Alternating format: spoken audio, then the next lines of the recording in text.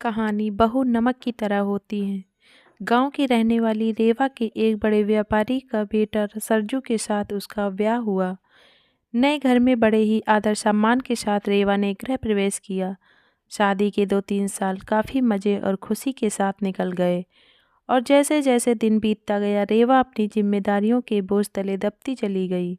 रेवा की सास भी रेवा से काफ़ी खुश थी कि रेवा बहू अपना घर और संसार सब कुछ अच्छी तरह से संभालने लगी है। गर्मी की छुट्टी पड़ गई। रेवा अपने मायके जाने की बात अपने सास से बोली। मम्मी 2 साल हो गए मैं मायके नहीं जा पाई, क्या मैं थोड़े दिन जाकर आऊं? सास ने जवाब दिया, देखो रेवा अगले साल चले जाना। रेवा यह सुनकर काफ़ी नाराज़ और दुखी होकर सोचने लगी कि जब चंचल दीदी हर 3 महीने पर घर आती हैं तो मम्मी काफ़ी खुश होती हैं और कहती हैं कितने दिन के बाद आई हो, और मुझे 2 साल हो गए मेरे बारे में कोई कुछ सोचता ही नहीं है। मेरी खुशी किसी के लिए कोई मायने ही नहीं रखती है। और क्या दिन भर इन लोगों को खाना बना के खिलाती रहूं, घर का सारा काम करती रहूं क्या? यही मेरी ज़िंदगी है। और रेवा कमरे में आंसू की धारा समेटे दाखिल हुई।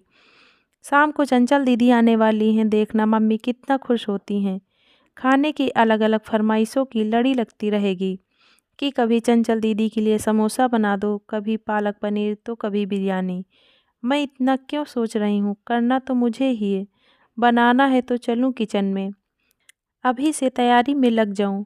यह सोच ही रही थी कि तभी सास ने आवाज़ दी, रेवा जल्दी नीचे आओ, देखो चंचल आई है।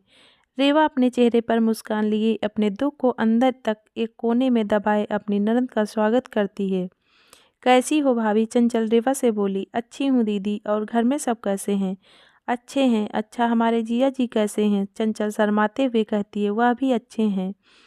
अच्छा दीदी आप बैठो, मैं नाश्ता बना कर लाती हूँ। नहीं नहीं भाभी कुछ मत बनाओ, मैं अभी घर से नाश्ता करके आई हूँ और भाभी केवल 2-3 घंटे ही रहूँगी, क्योंकि सास की तबीयत ठीक नहीं है। आपके जीजा जी उन्हें लखनऊ दिखाने गए हैं, तो वो बोले तुम अकेली यहाँ क्या करोगी? एक काम करो, तुम अपने मायके जाकर सबसे मिलकर चली आओ।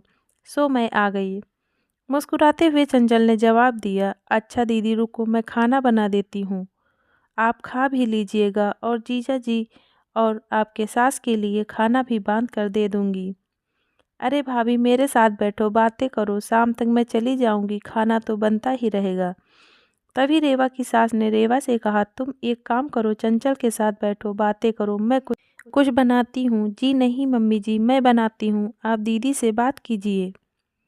तभी चंचल ने कहा, कोई बात नहीं, आप खाना बनाओ और मैं आपसे बातें करूँगी, थोड़ी मदद हो जाएगी, यह ठीक रहेगा। क्यों माँ? रेवा की सास बोली। ये भी सही है। रेवा और चंचल किचन में प्रवेश करती हैं और काफ़ी देर तक हंसी मजाक करते करते खाना भी तैयार हो जाता है। चंचल खाना खाने के बाद शाम को अपने घर चली जाती है। रसोई को समेट कर रात को अपने कमरे में रीवा गई तो सरजू ने कहा कि रेवा तुम काफ़ी थक गई हो, आराम कर लो। हाँ मुझे आराम कहाँ है, तुम्हारी माँ तो बस यही चाहती है कि मैं अपने मायके न जाऊँ। चंचल दीदी 1-2 घंटे के लिए आती है, लेकिन मिलकर तो जाती हैं, उसमें क्या, तुम भी चली जाओ रेवा, सरजू ने कहा। और देखो रेवा दीदी भी कहाँ आ पाती हैं, जब शरद जीजा जी अपनी माँ को लखनऊ डॉक्टर के पास दिखाने ले जाते हैं तभी मिलने आती हैं।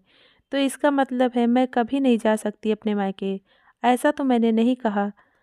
रेवा अच्छा तुम शांत रहो, मैं कल माँ से बात करता हूँ, तुम अपने मायके चली जाना, ठीक है?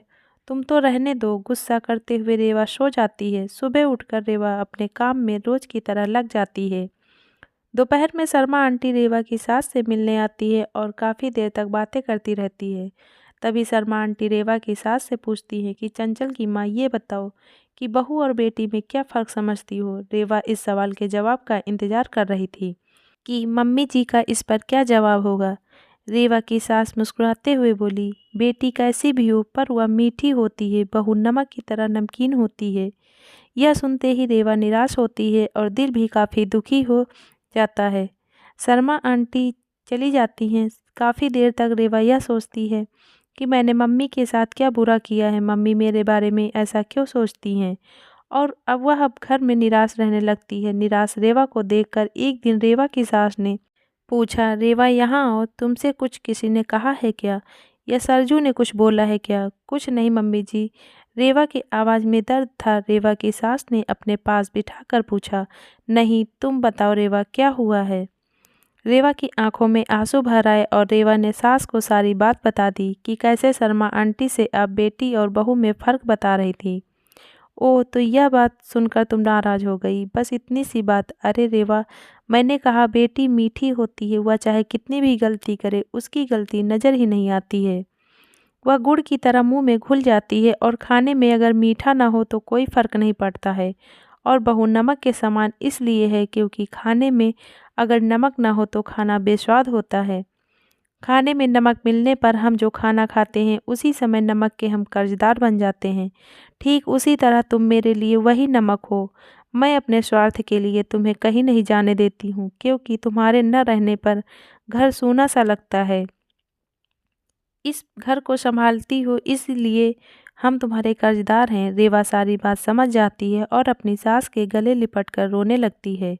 शाम को सरजू जब घर आता है तो अपनी माँ से कहता है कि माँ, रेवा अपने मायके जाना चाहती है एक दिन के लिए। रेवा तपाक से बोल उठी, नहीं नहीं, मुझे नहीं जाना है। मैं चली गई तो खाना में कोई स्वाद नहीं रहेगा। सरजू को कुछ समझ नहीं आया कि कल रात मायके जाने के लिए मुझसे कह रही थी, अचानक इसे क्या हो गया। सरजू सोचने लगा कि इन औरतों को समझना मर्दों के बस के परे है। रेवा की सास रेवा के सिर पर हाथ फेर रही थी और सरजू एकटक लगाकर रेवा और अपनी माँ को देखता रहा।